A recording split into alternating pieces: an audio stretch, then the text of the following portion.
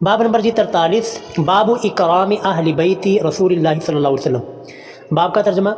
ये बाब है जी इकराम अहल बैत रसूलुल्लाह सल्लल्लाहु अलैहि वसल्लम के अहलुल बैत की इकराम, अहलुल बैत की इज़्ज़त व बयान फ़ज़लिहिम और उनकी फ़जीलत का बयान। यानी इस बाब में रसूलुल्लाह के अहलुल बैत आपके घर वाले,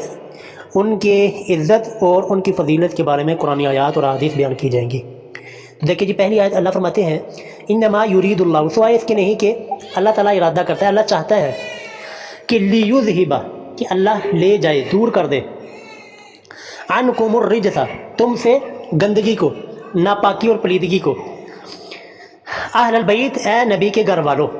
व युतहिरकुम, और तुम्हें पाक कर दे, ततहीरा, पाक साफ़ करके, मुकम्मल तौर पर पाक साफ़ कर दे। तो इस आयत के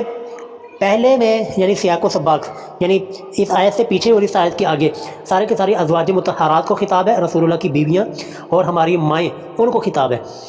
तो ये आयत का ये हिस्सा भी जो है ना रसूलुल्लाह की बीवियाँ और हमारी माओं के बारे में है,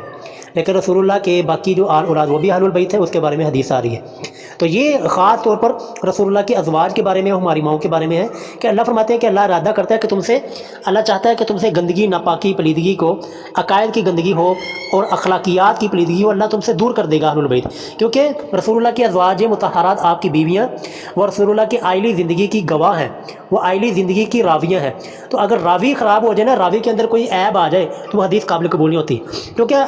रसूलुल्लाह की घरवालियाँ ने, आप सल्लल्लाहु अलैहि वसल्लम की बीवियाँ और हमारी माओं ने रसूलुल्लाह की घरेलू ज़िंदगी, आपकी आइली ज़िंदगी, आपके बीवी बच्चों का साथ सलूक, घर के अंदर आप किस तरह रहते थे, इसको रिवायत करना था, इसके मसाइल उम्मत को बताने थे, सिखाने थे। इस वजह से अल्लाह ताला ने इनके किरदार को अल्लाह ताला ने मजबूत कर दिया, ताकि कोई भी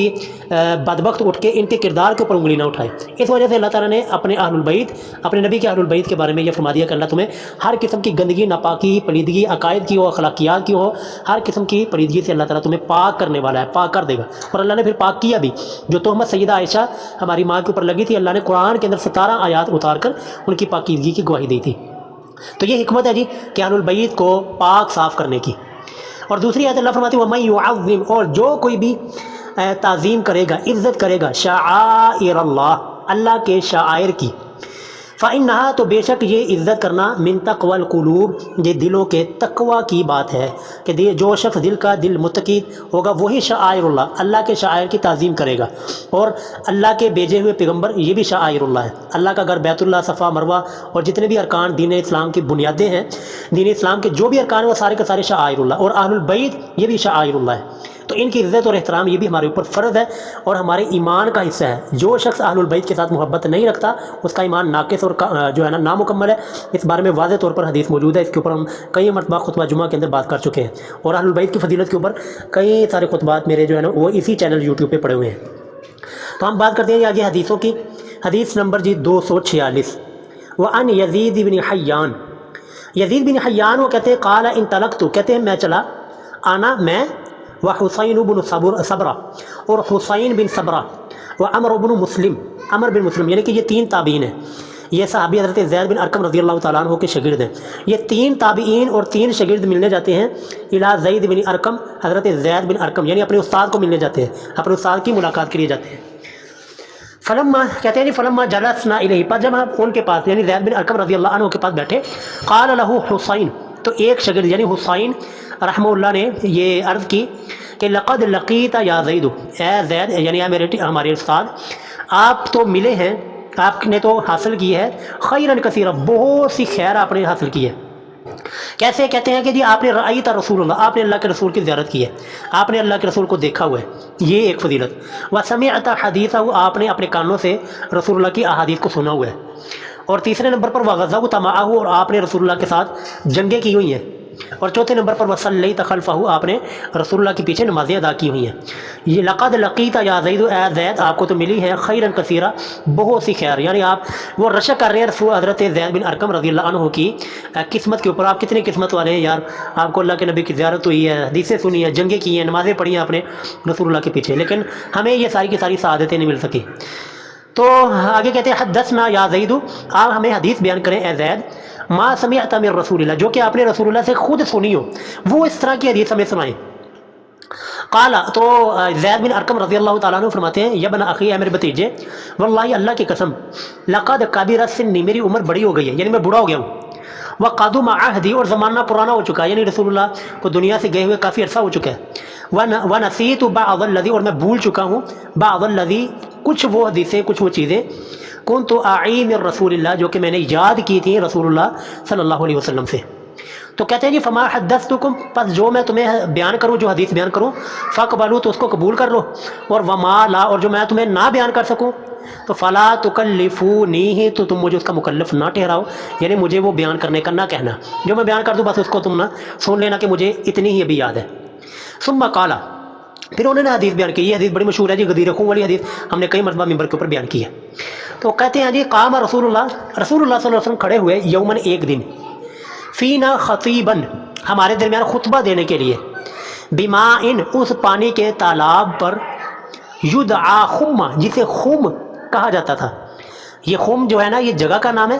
اور غدیر جو ہے نا غدیر یہ اس تالاب کا نام تھا جو کہ اس گاؤں کے اندر اس جگہ میں موجود تھا اس وجہ سے غدیر خم یعنی خم نامی گاؤں میں جو تالاب تھا وہاں پر جو رسول اللہ نے حدیث بیان کیا یہ وہ ہے تو کہتے ہیں جی رسول اللہ کھڑے ہوئے خطبہ دینے کے لیے اس پانی کے تالاب پر جو کہ خم نامی گاؤں کے قریب تھا بین مکہ تھا والمدینہ جو کہ مکہ اور مدینہ کے درمیان یہ جگہ آج بھی موجود ہے آج بھی وہاں پر لوگ جاتے ہیں تو زیارت کرتے ہیں تو رسول اللہ نے فحمید اللہ کے رسول نے اللہ کی تعریف بیان کی واثنا علیہ اور آپ کی اللہ کی تعریف بیان کی ووعظ اور آپ نے نصیحت کی وذکر اور لوگوں کی تذکیر کی یعنی واضح نصیحت ہی فرمائی ثم قال واضح نصیحت کے بعد اللہ کی تعریف بیان کرنے کے بعد پھر رسول اللہ صلی اللہ علیہ وسلم نے ارشاد فرمایا اما بعد حمد و ثنا کے بعد الا خبردار ایھا الناس اے لوگو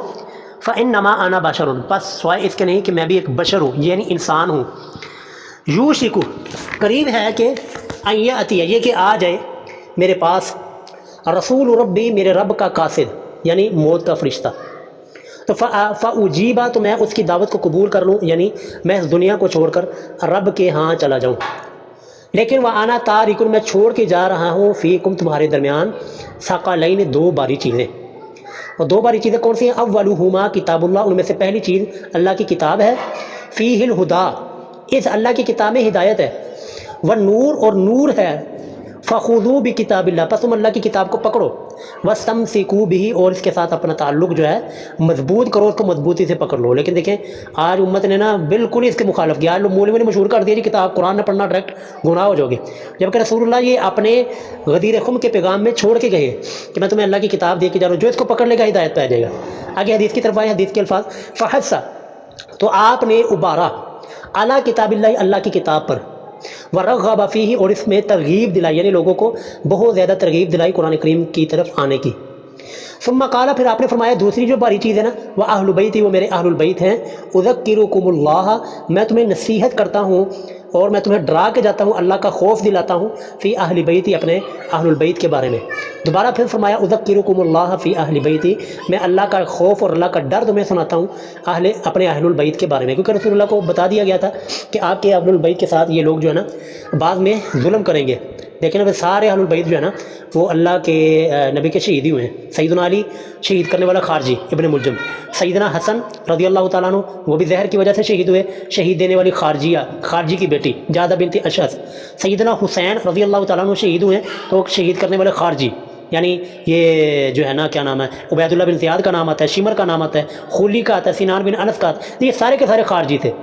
تو اسی وجہ سے رسول اللہ کو بتا دیا گیا تھا کہ آپ کے نام لینے والے جو ہے نا آپ کے اہل البیت کے ساتھ جو ہے نا ظلم کریں گے اور ان کو شہید کریں گے اس وجہ سے رسول اللہ بار بار فرما رہے کہ میرے اہل البیت کے ساتھ حسن سلوک کرنا اور اللہ سے ڈرتے رہنا ان کے بارے میں تو فقال له جب یہ اہل البیت کا تذکرہ ہے نا فقال له حسین تو جو شاگرد حدیث سن رہے تھے نا حضرت حسین رضی اللہ رحمہ اللہ وہ فرماتے ہیں ومن اہل بیتی وہ سوال کرتے ہیں حضرت زید سے کہ یہ رسول اللہ کے اہل البیت کون ہیں تو کہتے ہیں الیس نساؤہ کیا رسول اللہ کی بیویاں من اہل بیتی وہ اہل البیت میں سے نہیں ہیں تو دیکھیں یہ کتنی واضح حدیث ہے صحیح بخاری کی صحیح مسلم کی حدیث ہے لیکن اس کے باوجود بھی یار کچھ ڈنگر حضرات جو ہے نا وہ نبی کے گھر والیوں کو بیویوں کو اہل البیت نہیں مانتے دیکھیں حضرت زید رسول اللہ کے صحابی کیا فرماتے ہیں فرمایا جی قال نساؤہ من اہل بیتہ کہ رسول اللہ کی بیویاں وہ اہل بیت میں سے ہیں لیکن ولیکن اہل بیت ہی، لیکن اصل جو اس حدیث میں یا بیان کیا گیا اہل بیت کے بارے میں وہ ہیں جو حرم الصدقہ، جن کے اوپر صدقہ حرام ہے بعدہ رسول اللہ کے بعد۔ قال تو وہ راوی پوچھتے ہیں، شاگرد پوچھتے ہیں ومن ہم، وہ کون لوگ ہیں؟ قال تو انہوں نے فرمایا ہم آل علی، وہ آل علی ہیں، و آل عقیل، اور آل عقیل یعنی حضرت عقیل کی اولاد، و آل جعفر حضرت جعفر کی اولاد، جعفر بن جو حضرت علی کے بھائی ہے، و آل عباس، اور عباس رضی اللہ عنہ کی اولاد ہے، ٹھیک ہے۔ وہ کہتے ہیں قال، پھر فرماتا ہے کل ہؤلاء، یہ سارے کے سارے جو ہے نا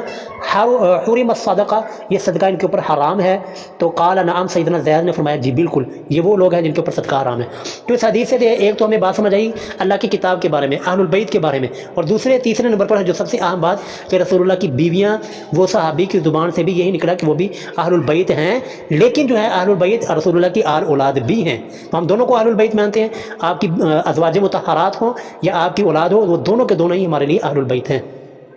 اچھا جی آگے، وفی روایت، ایک روایت میں ہے اللہ لوگوں خبردار، وانی تارک فیکم ثقلین، میں چھوڑ کے جا رہا ہوں تم میں دو باری چیزیں، احدہما، ان دونوں میں سے پہلی چیز کتاب اللہ، اللہ کی کتاب، وہو حبل اللہ، اور یہ اللہ کی رسی ہے۔ دیکھیں یہ واضح طور پر حدیث آ گئی نا کہ اللہ کی رسی کیا ہے۔ آج لوگوں نے اپنی اپنی رسیاں نکالی، دیوبندیوں نے اپنی رسی نکالی ہوئی ہے کہ جی ہمارے بزرگ یہ جو ہے نا اللہ کی رسی ہے، اور ہر فرقے والے نے، بریلویوں نے، شیعوں نے، اہل حدیثوں نے، سب نے نا اپنی اپنی رسیاں نکالی ہوئی ہیں، جبکہ صحیح بات کیا ہے،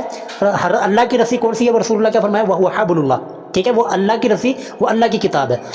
وَمَنِ اتَّبَعَهُ، جو بھی اس کو اتباع کرے گا، جو بھی اس کے پیچھے چلے گا، کَانَ عَلَى الْهُدَى، وہ ہدایت کے اوپر ہوگا۔ وَمَنْ تَرَكَهُ، جو بھی اس کو کتاب کو، قرآن کو چھوڑ دے گا، کَانَ عَلَى ضَلَالَةٍ، وہ گمراہی کے اوپر ہوگا۔ تو دیکھ لیجیے آج امت نے قرآن کو چھوڑ دیا، قرآن کو جو ہے نا وہ یہ مشہور کر دیا، قرآن نہ پڑھنا گمراہ ہو جاؤ گے، قرآن ڈائریکٹ نہیں پڑھنا گمراہ ہو جاؤ گے، یہ مشہور کر دیا۔ تو رسول اللہ کے فرمانے جو کتاب قرآن کو پڑھتا رہے گا، اس کے اوپر عمل کرے گا، اس کے احکام کو مطابق چلے گا، اس کی اتباع کرے گا، وہ ہدایت کے اوپر ہوگا، جو اس کو چھوڑ دے گا وہ گمراہی کے اندر پڑ جائے گا۔ آگے جی آخری حدیث، پھر باب کو ختم کرتے ہیں۔ وعن ابن عمر رضی اللہ عنہما، حضرت عبداللہ بن عمر رضی اللہ تعالیٰ عنہما سے مروی ہے، عن ابی بکر الصدیق، حضرت سیدنا ابو بکر صدیق رضی اللہ تعالیٰ عنہ سے وہ موقوفاً بیان کرتے ہیں، موقوفاً یعنی حضرت ابو بکر صدیق کا قول۔ حضرت ابو بکر صدیق فرماتے ہیں کہ ارقبوا محمدن، کہ محمد صلی اللہ علیہ وسلم کی قربت یعنی آپ کی محبت وہ تلاش کرو، فی اہل بیت ہی، رسول اللہ کے اہل البیت کے اندر، یعنی رسول اللہ کے اہل بیت کے ساتھ پیار کرو تو تمہیں رسول اللہ کا پیار مل جائے گا، رسول اللہ کے اہل بیت کے ساتھ حسن سلوک کرو تو تمہیں رسول اللہ کا پڑوس اور رسول اللہ کی محبت جو ہے نا وہ مل جائے گی۔ تو یہ بندہ جی یہ جو حدیث بیان کر رہا ہے، یہ صحیح بخاری کی حدیث ہے، یعنی حضرت ابو بکر صدیق، یہ آپ سوچ سکتے ہیں کہ یہ